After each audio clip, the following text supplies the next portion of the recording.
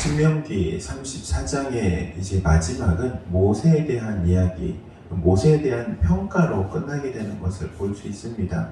모세를 통하여서 하나님께서 이스라엘 백성들을 출애굽시켰던 그 일을 다시 한번 돌이키며 지금 신명기의 말씀을 마무리하고 있습니다.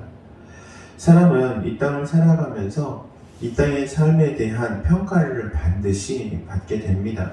하나님께서 하시는 평가, 사람들이 하는 평가, 여러 가지 평가들이 있겠죠. 분명한 것은 사람에게나 하나님께나 평가받는다는 겁니다. 그리고 또한 그 평가를 어떻게 받아야 하느냐, 어떻게 보면 모세와 같은 평가를 받아야 합니다. 모세는 하나님께서 그를 통해서 이 이스라엘 백성들을 구원할 때 정말 수많은 기적과 이사를 펼칩니다. 그리고 또한 이스라엘 백성들을 구원하는 데 있어서 하나님께서 쓰시기에 합당한 사람으로 온전히 쓰임을 받는데 그의 평생을 쓰임을 받았던 것이죠.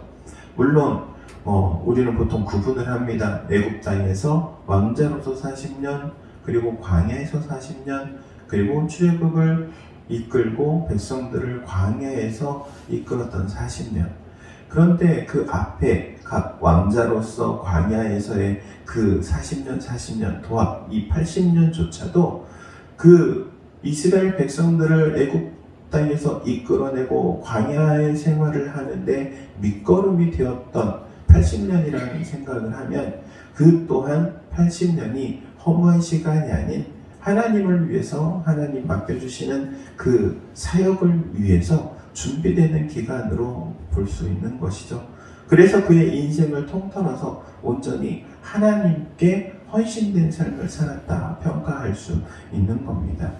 사랑하는 성도 여러분, 우리의 삶에 대한 평가가 또한 어떻게 돼야 할지 항상 기도하면서 하나님께 질문하시기 바랍니다. 과연 하나님, 나의 삶에 대한 평가 하나님께서 어떻게 하시겠습니까? 그리고 또한 그러한 평가, 모세와 같은 칭찬을 받기 위해서 나는 어떠한 삶을 살고 또 어떻게 사역을 하고 어떻게 선배해야 하겠습니까? 기도할 수 있기를 주의 이름으로 권면합니다. 그리고 또한 이 모세의 마지막에 최후의 마지막 가장 잘한 일이 있습니다. 바로 9절에 보면 눈의 아들 여호수아를 자신의 대를 이어 지도자로 세웠다는 겁니다. 자신의 이 후대를 양성하고 자신의 다음 세대까지 하나님께서 원하시는 그러한 이스라엘 백성들을 만들어 가도록 또한 다스릴 수 있도록 하나님의 사람을 세웠다는 겁니다. 내 때만 아니라 내 이후에도 준비했다는 것이죠.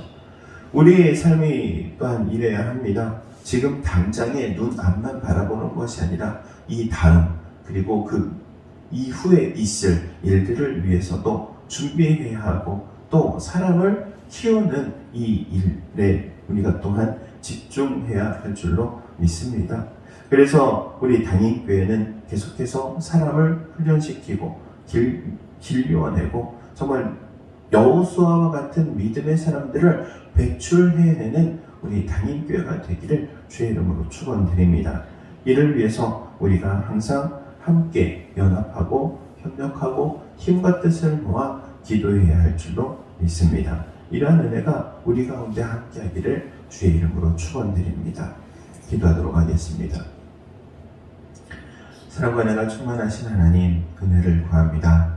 하나님께서 모세를 통하여서 큰 일을 이루신 것처럼 또한 이제 눈의 아들 여호수아를 통하여서 그 다음을 준비하게 하시고 이어가게 하시는 것을 봅니다.